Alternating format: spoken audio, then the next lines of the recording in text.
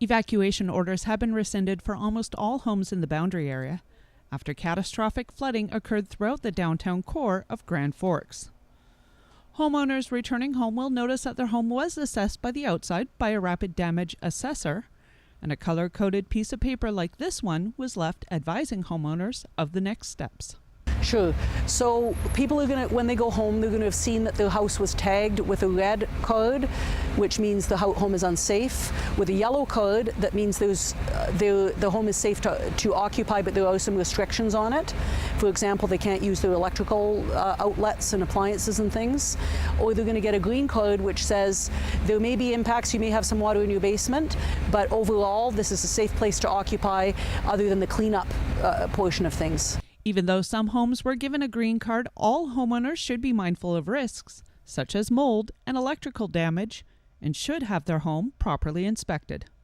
What they should be mindful of, and it's going to be pretty obvious when they walk in, so some places that already have mold growing up the walls because the water's come into the basement.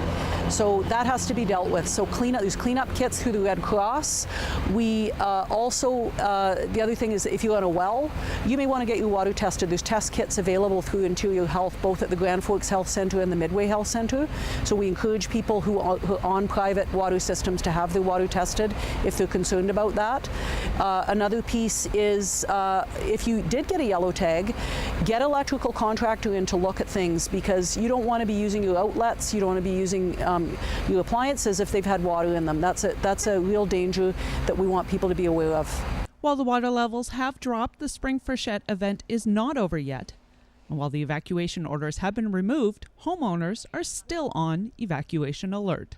We're in a funny situation where, in having seen this catastrophic level, anything else looks sometimes mild by comparison.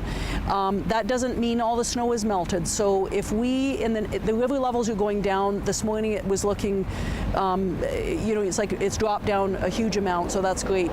However, in the next couple of weeks we have a lot of snow to melt. If we get a number of days with very high temperatures and we get a big rain event, a big rainstorm, people can see the river levels go up quickly again, not to the levels we saw, but enough in a normal year that you'd think it was a fairly serious flood.